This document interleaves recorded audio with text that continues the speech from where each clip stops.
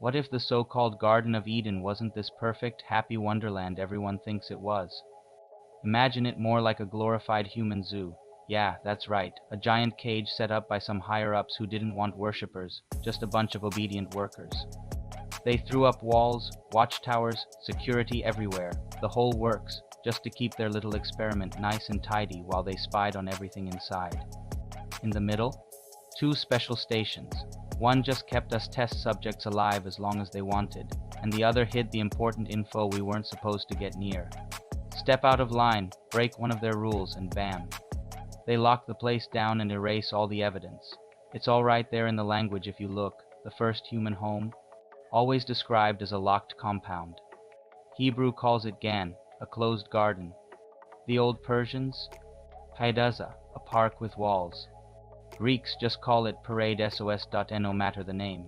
It all means the same thing, fenced in, watched, and guarded. Sounds more like a prison than paradise to me. Genesis doesn't mess around with the details. You've got a main water source that splits into 4 channels, like some kind of custom irrigation system. Animals get marched in, one by one, for inspection. No surprise there, every experiment needs test subjects. Then there are 2 trees, both off limits. One keeps you alive, the other fills your head with knowledge you're not supposed to have. And if you so much as twitch the wrong way, there's a security squad right there at the gate to shut things down. And it's not just Genesis. Look at the Sumerian tablets, they're shouting the same thing. They call it Eden, talk about these skyborn overseers who dump all the grunt work on humans. In both stories, humans aren't some kind of chosen heroes, we're just prototypes. The whole place is basically one big lab. Getting kicked out? Don't overthink it, it's not some epic punishment for sin, it's containment protocol, plain and simple. The clues are scattered all over the place, the story's a mess, but the same blueprint pops up every time.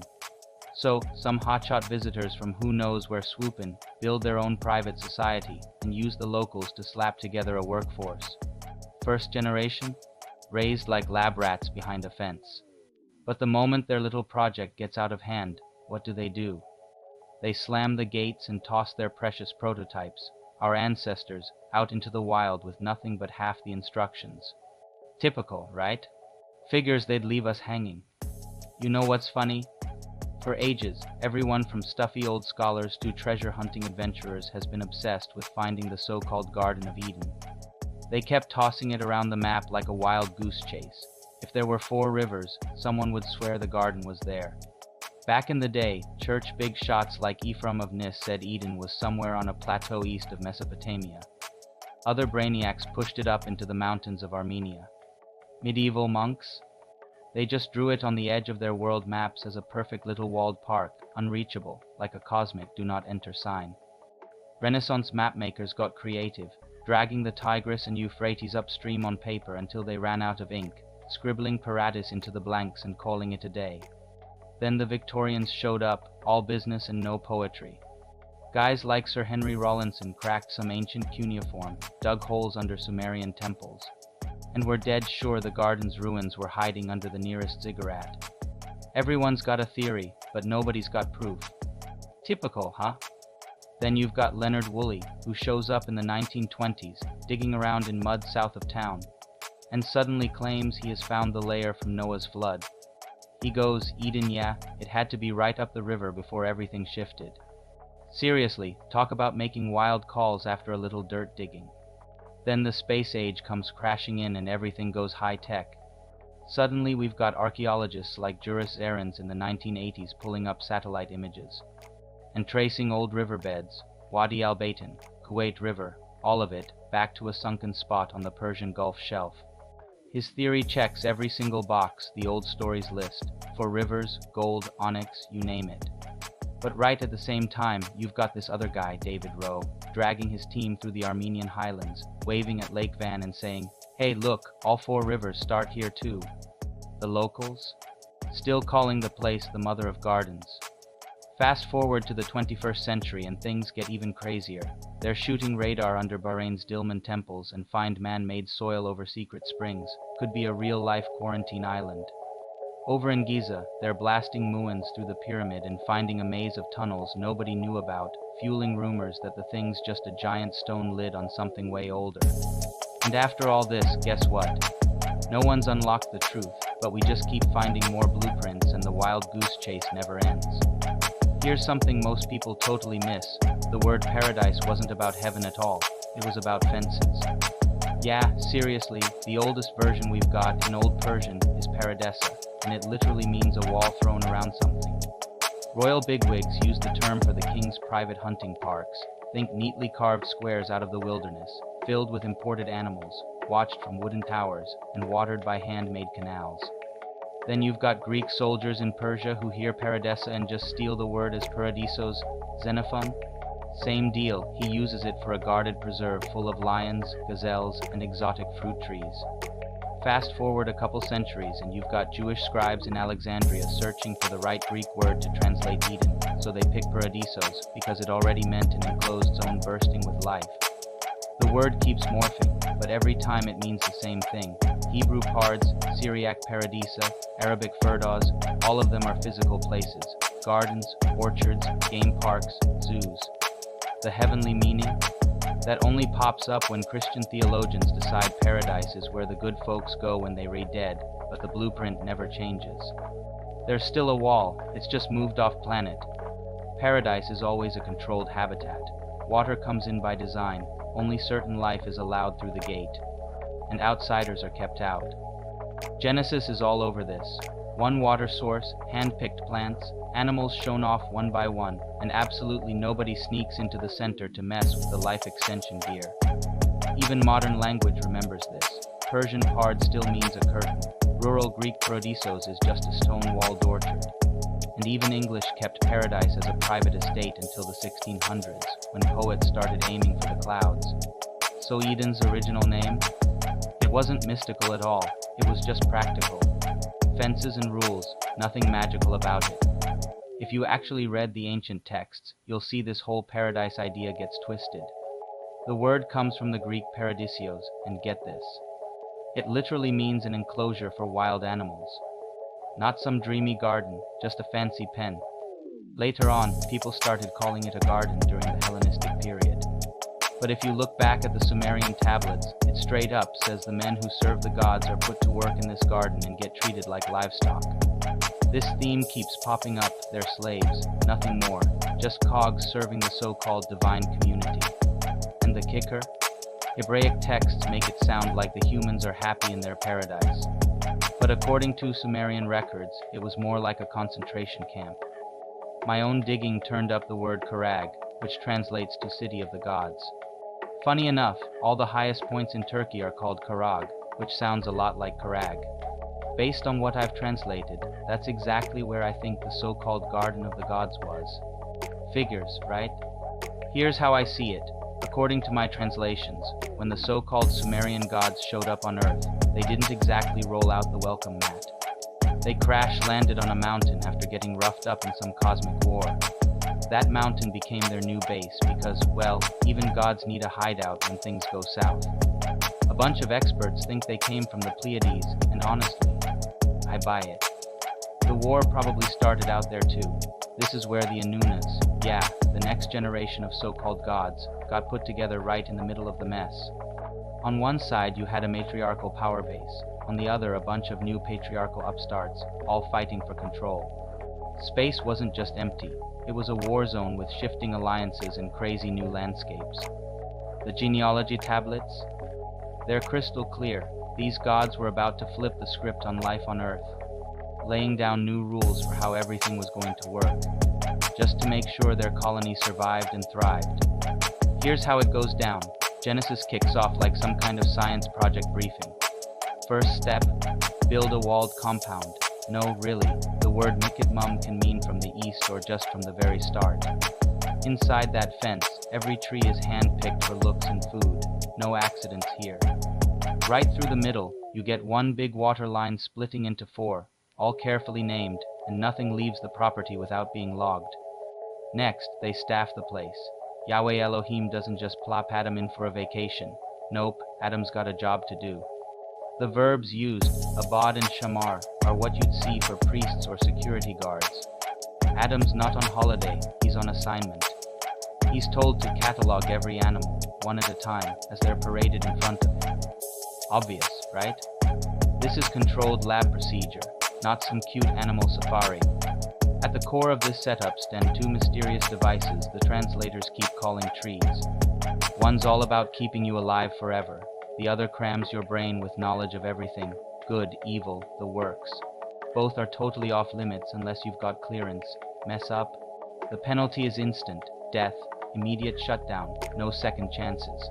Then you get the so-called serpent, but it's not just a snake crawling around. It's a Nahash, a radiant, intelligent being, maybe a throne guardian or something even bigger. He bypasses the rules, tells the humans, hey, if you access this, you'll finally see the truth. You'll be like the Elohim. And guess what? The upgrade works. Human self-awareness goes through the roof. The supervisors scramble. Containment, protective suits, interrogation, sentencing, then total lockdown. They stick hybrid guardians, cherubim with flame-turning swords, right at the gate to make sure nobody sneaks back in for another shot at the Tree of Life. That's right, Shamar means guard duty. So the garden isn't destroyed, it's just sealed from the outside. Genesis never talks about some mystical paradise. It's describing a restricted lab zone with bioassets, irrigation, security, and one giant containment breach. And instead of eternal damnation, humanity just gets tossed out into the wild, forced to survive without the lab's support, that whole story that kicks off Western religion. It's basically a log entry for a containment breach, time-stomped, location stamped, and still echoing in every myth since. Let's break down the whole Cain and Abel mess, first murder in the books, and right away we get a clue that Adam's family wasn't the only game in town. Cain's the farmer, Abel's the shepherd, both bring offerings. But only Abel's is good enough. Cain snaps, drags his brother out, and takes him out. Classic, but here's the twist. When he gets punished, he's not just left to wander. He's terrified someone else out there is gonna find him and kill him. That only makes sense if there are other people besides Adam's family running around. Look, the text spells it out. Cain leaves for Nod, gets married, and builds a city. A city. Not exactly something you do by yourself. So there had to be more people, more groups. Totally fits the theory that the Annunaki had more than one little human test group fenced off. The mark of Cain is just more evidence. The word used is OT, just means sign. Some say it was a skin change, maybe a glowing symbol. Who knows? Whatever it was, it worked like a warning label. Hands off, this one's marked for special punishment. No revenge allowed. If you think about it in modern terms, it's basically a do not kill tag slapped on by whoever is running the show. And check this, when Cain's confronted by the overseer, he isn't executed. He's exiled from the zone, branded so nobody can touch him, and left to wander. His fear only makes sense if other people were already out there. So he heads out to Nod, Hebrew for wandering, which means outside the original compound. And surprise, he finds enough people to get married, start a family, and even build a city. The Bible doesn't bother explaining where that population came from, but you see the pattern. Adam's family was just one of several human groups under higher management, that mark? It's just a control tag. Whatever it looked like, its job was obvious. Anyone who messes with Cain is in trouble with the gods. You see this kind of protective badge in other myths too. Sumerian stories have Lahar and Ashnan brawling before the gods. Romans have Romulus get divine approval after killing Remus. Hindu tales have Indra taking out Vritra with the god's blessing. It's always the same formula. Sibling rivalry, boss steps in, and the killer gets special treatment. Cain's city might even be the start of different human groups mixing once the rules got relaxed. Exactly what you'd expect if the Anunnaki were running a bunch of enclosures at once. Genes tell us humans started mixing around 200,000 years ago, so Cain's fear of others and his sudden leap to building a city might be a scrambled memory of a world full of rival groups fighting for resources, all being watched, maybe not wiped out, just monitored. Sounds about right, doesn't it? Let's talk about those two trees at the heart of this whole story, the tree of life and the tree of knowledge of good and evil. In the Hebrew version, the tree of life hands out immortality, while the tree of knowledge slams you with the weight of choice and consequence. Ancient rabbis saw those trees as a tension point, immortality versus free will. Some early Jewish thinkers called Eden a cosmic temple, the trees holding up heaven and earth like cosmic pillars. If you look at it Mesopotamian style, this matches up with the Hulapu tree from the Gilgamesh epic. Inanna takes care of it and it connects. The The underworld, earth, and sky. Same pattern everywhere. A life-giving tree right at the center, shared across old cultures, Norse myth. Yggdrasil, with its roots and branches binding 9 worlds and the well of wisdom, Hindu tradition. Kalpavriksha, a wish-granting banyan tree in the god's garden, Zoroastrians. Hauma's juice heals the dead. Even the Maya have the Siba tree connecting underworld, earth, and sky. The details change, but it's always about some cosmic axis that keeps gods and humans fed. You get glowing stories in the Book of Jubilees. One tree gives fruit every month, the other oozes honey. The life of Adam and Eve. Angels with flaming swords guarding the trees. No one gets near them. The Gnostics flip it. The tree of knowledge isn't a curse. It's the spark to wake you up, to break out of material chains. Some modern theorists, like Zacharias Itchin, take it full sci-fi. These trees were really high-tech installations, gene labs set up by the Annunaki. Tree of Life gives you genetic codes for long life. Tree of Knowledge downloads technical skills, basically programming early humans. Sumerian myths back it up. Enki, the creator god, has sacred groves where life's secrets are grown and guarded. Eden's 2 trees. They're just the local version of the twin groves in Enki's city, Eridu, where they kept the tablets of destinies, a cosmic record of every creature's fate. Let us crank this up a notch. 968 Eric von Däniken drops Chariots of the Gods and blows everyone's mind by claiming Eden wasn't just some garden, but a freaking sealed alien biosphere stashed between the Tigris and Euphrates. In his version, the Tree of Life isn't mystical, it's just an atmospheric generator keeping the dome fresh and humid, like a giant life support system. The Tree of Knowledge. Not fruit, think data processor. A moral software uploads straight into the first human's brains. Adam and Eve take a bite. They trigger a security lockdown and get tossed out of their cosmic nursery into the wild. Graham Hancock and Randall Carlson even suggest those trees were like planetary hard drives, memory bark literally grafted onto the earth. Humans eat the fruit. Boom, they download a piece of alien OS code. Ancient astronaut theorists are all in. The Anunnaki, those Mesopotamian gods, weren't playing. They set up living labs, gardens full of genetically engineered humans.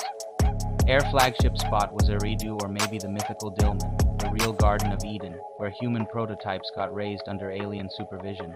Enki, the water and biotech whiz, supposedly whipped up 2 bio trees in this Eden, one loaded with a longevity serum, the other crammed with encoded blueprints for language, social instincts.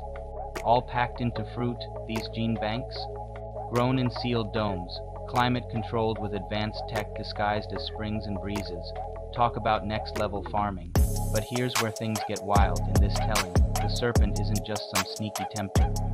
It's more like an Anunnaki security guard, maybe even Enki himself playing a double role. This serpent gets linked with the Ushumgalu, the legendary Sumerian dragon, so we're talking heavy-duty symbolism. The snake is basically the biosphere's head of security, guarding the core vaults so nobody messes with the tech before its time. But get this, when humanity finally hits the right level, the serpent's job flips. By shedding its skin, it's all about rebirth, change, and evolution, like a big cosmic signal. Hey, you ate the fruit? Congrats, you're done being a lab rat, time to wake up and become self-aware. That's the real trigger for the next phase. If you poke around old Sumerian temples or check out their cylinder seals, you'll see this whole story stamped everywhere. Double-spiraled staffs like the lab's logo, dragons wrapped around pillars, and Anunnaki bosses clutching weird bulbous pods like they're showing off some top-secret tech. Even Babylonian hymns drop hints about trees of every color planted by the gods, maybe leftovers from those ancient genetic vaults they never wanted us messing with. Okay, try wrapping your head around this. What if Eden's garden wasn't even on the ground?